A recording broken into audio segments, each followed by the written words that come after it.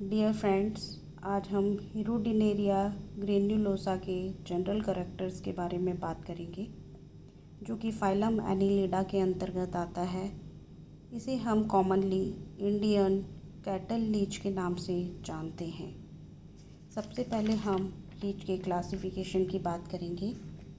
Phylum Annelida, जिसमें पाए जाने वाले एनिमल जो होते हैं ट्रिप्लोब्लास्टिक होते हैं, बायलैटरल सिमेट्रिकल होते हैं। बॉडी ऑर्गेनाइजेशन जो है ऑर्गन सिस्टम लेवल का पाया जाता है। एनिलिडा का स्पेसिफिक कैरेक्टर है कि इनमें सेगमेंटेड बॉडी पाई जाती है और सेगमेंटेशन जो होता है वो मेटामेरिकली सेगमेंटेड बॉडी पाई जाती है। क्लास जो है हिरुडिनिया, इसमें पाए जाने वाले जो भी जंतु होते हैं एक्टोपैरासाइट होते हैं, होस्ट की बॉडी में बाह्य परजीवी के रूप में पाए जाते हैं। सैंगिवोरस एनिमल होते हैं, प्रेडेशियस या परभक्षी जंतु होते हैं जो कि वर्म और इंसेक्ट लार्वी को फीड करते हैं। ऑर्डर ग्नैथोपडेलिडा, जिसमें 3 जॉज जो होते हैं प्रेजेंट होते हैं। मसल एक्शन द्वारा जो होते हैं गति करते हैं, जिसके कारण आरी की तरह ये कार्य करते हैं और होस्ट की बॉडी में वाई शेप भाव बनाते हैं। फैमिली हिरुडाइनी, जीनस हिरुडिनेरिया और स्पीशीज है ग्रेन्युलोसा। तो हिरुडिनेरिया जो कि लीच, जिसे हमें कॉमनली लीच के नाम से जानते हैं, ये एक स्पेसिफिक एनिलीड्स एनिमल होता है जिसमें कि पैरापोडिया एब्सेंट होते हैं, सीटी एब्सेंट होते हैं और सकर जो होते हैं वो प्रेजेंट होते हैं। अभी तक जो है 300 स्पीशीज़ जो है लीच की नोन है, जिनमें ये फ्रेश वाटर हैबिट होती है, कुछ मैराइन हैबिट होती है और कुछ मॉइस्ट लैंड पर पाए जाते हैं। सॉफ्ट एनिमल होते हैं, मस्कुलर होते हैं, सेगमेंटेड बॉडी पाई जाती है। इनकी हैबिट या हैबिटेट के बारे में बात करें तो ये बेसिकली हिरुडिनेरिया ग्रेन्युलोसा जो है इंडिया, पाकिस्तान, श्रीलंका, बांग्लादेश में प्रेजेंट होते हैं। मेजॉरिटी जो है एनिमल की फ्रेश वाटर हैबिटेट होती है, सम स्पीशीज़ मैराइन होती है और सम स्पीशीज़ जो होती है टेरेस्ट्रियल इन्वायरमेंट में पाए जाते हैं। रुधिराहारी जंतु होते हैं, सैंगिवोरस, ब्लड सकिंग एनिमल होते हैं, होस्ट की बॉडी से ब्लड सक करते हैं। हर्माफ्रोडाइट एनिमल है, एग जो है कोकून में स्टोर रहता है। सकर की सहायता से सबस्ट्रेटम से या होस्ट की बॉडी से चिपके हुए होते हैं, अटैच होते हैं। डेवलपमेंट डायरेक्ट होता है, इसलिए लाइफ साइकिल में कोई भी लार्वल स्टेज नहीं पाई जाती। एक्सटर्नल मॉर्फोलॉजी की बात करें तो बॉडी जो है सॉफ्ट, लॉन्ग, वर्म लाइक होती है, डोर्सो वेंट्रली फ्लैटेंड होती है। इवोल्यूशनरी हिस्ट्री देखें तो ओल्डेस्ट लीच फॉसिल जो हैं जुरेसिक पीरियड में 150 मिलियन ईयर्स अगो और सकर्स जो हैं सिल्यूरियन पीरियड में 437 million years ago. Cylindrical body होती है, आगे से सक्रिय होती है, पीछे से चौड़ी होती है। लीच जो है ग्रेट फ्लेक्सिबिलिटी इनकी बॉडी में शो करते हैं ड्यू टू डायगोनल मसल। इनमें लॉन्गिट्यूडनल और सर्कुलर मसल्स पाई जाती हैं, जिनकी वजह से बॉडी के आकार को छोटा या बड़ा करने में एबिलिटी या इनमें क्षमता पाई जाती है। म्यूकस सिक्रीशन के कारण स्किन जो होती है मॉइस्ट या नम होती है, स्लाइमी लसीली होती है, जिसकी वजह से ये रेस्पिरेशन में हेल्प करती है। बॉडी कलर जो होता है चमकीले रंग के पाए जाते हैं। बॉडी में विशेष प्रकार के स्पॉट्स प्रेजेंट होते हैं। डॉर्सल सरफेस पर olive green colour, ventral surface जो होती है ऑरेंज येलो या ऑरेंज रेड कलर की होती है और लैटरल सरफेस पर ऑरेंज येलो स्ट्रिप्स या धारियाँ पाई जाती हैं। नीचे ब्लैक कलर की चौड़ी स्ट्रिप्स प्रेजेंट होती है। ब्लैक स्पॉट्स पाए जाते हैं बॉडी पे। डॉर्सल सरफेस पर ईच सेगमेंट में प्रत्येक जो खंड है इसमें सेकंड एंड फिफ्थ एन्युलाई पर ब्लैक स्पॉट्स जो होते हैं वो प्रेजेंट होते हैं। सीलोम वाला भाग जो होता है रिड्यूस होता है।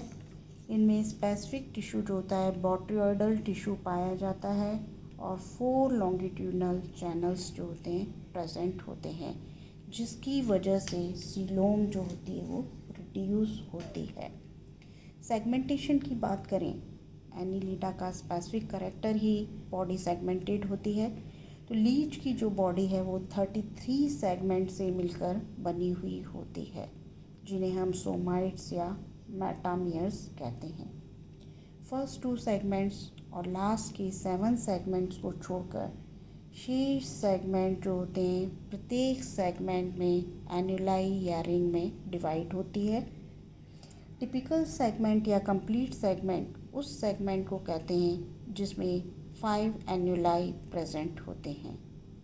जिस सेगमेंट में एन्युलाई 5 से कम होते हैं, 1, 2, 3 या 4 भी होते हैं, तो वो इनकम्प्लीट सेगमेंट कहलाते हैं।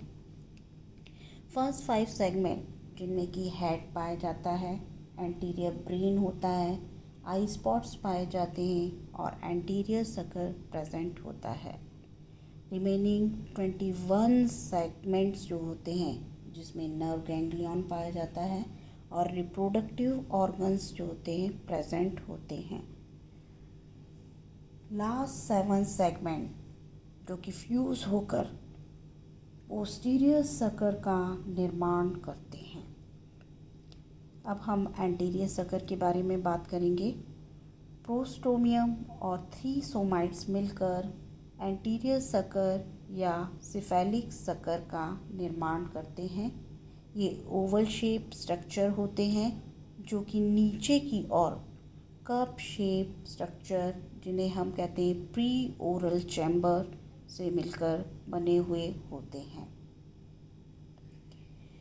यहाँ पर माउथ प्रेजेंट होता है जिसमें कि जॉस और टीथ पाए जाते हैं और जॉ और टीथ की वजह से ये फीडिंग मैकेनिज्म या फीडिंग में हेल्प करते हैं। पोस्टीरियर एंड पर सर्कुलर मस्कुलर डिस्क होती है जिसे हम पोस्टीरियर सकर या एनल सकर कहते हैं। बॉडी के लास्ट सेगमेंट में फ्यूजन से बने हुए होते हैं, जो कि लास्ट 7 सेगमेंट होते हैं जो कि फ्यूज होकर पोस्टीरियर सकर या एनल सकर का निर्माण करते हैं। तो 27वें खंड से 33वें खंड जो होते हैं ये 7 सेगमेंट फ्यूज होकर पोस्टीरियर सकर या एनल सकर का निर्माण करते हैं। बोथ एंटीरियर और पोस्टीरियर सकर जो होते हैं जो कि एडहेसन या आसंजन का कार्य करते हैं, इसके अलावा लोकोमोशन में हेल्प करते हैं। एंटीरियर सकर जो कि मैंने बताया कि माउथ में जॉज और टीथ पाए जाते हैं, जिसकी वजह से ये फीडिंग में हेल्प करते हैं। नाउ हम एक्सटर्नल एपर्चर्स की बात करेंगे। लीच जो है इसमें mouth, anus, nephridiopores, male genital aperture और फीमेल जेनाइटल एपर्चर्स पाए जाते हैं। माउथ जो कि सकरा होता है, ट्राई रेडिएट एपर्चर होता है जो कि एंटीरियर सकर में प्री ओरल चैम्बर में ओपन होता है। एनस जो कि स्मॉल एपर्चर होता है जो कि 26 सेगमेंट में पोस्टीरियर सकर के आधार पर ओपन होता है। नेफ्रिडियोपोर्स, इनमें 17 पेयर नेफ्रिडिया पाए जाते हैं। 6 सेगमेंट से 22nd सेगमेंट तक 17 पेयर नेफ्रिडिया, जो कि प्रत्येक सेगमेंट में एक एक पेयर नेफ्रिडिया पाया जाता है, जो कि मिड डॉर्सल सरफेस पर नेफ्रिडियोपोर्स में ओपन होते हैं। प्रत्येक सेगमेंट जो होता है इसके लास्ट एन्युलाई पर वेंट्रल सरफेस में एक पेयर नेफ्रिडियोपोर प्रेजेंट होता है। मेल जेनाइटल एपर्चर जो कि 10वें खंड में 10 सेगमेंट जो होता है इसके सेकंड और थर्ड एन्युलाई के बीच में ग्रूव में ओपन होता है। फीमेल जेनाइटल अपर्चर 11 सेगमेंट में सेकंड और थर्ड एन्युलाई के मिड वेंट्रल में ओपन होता है। तो स्टूडेंट्स, आज हमने हिरुडिनेरिया के classification, habit and habitat, external morphology, segmentation और एक्सटर्नल एपर्चर्स के बारे में बात की।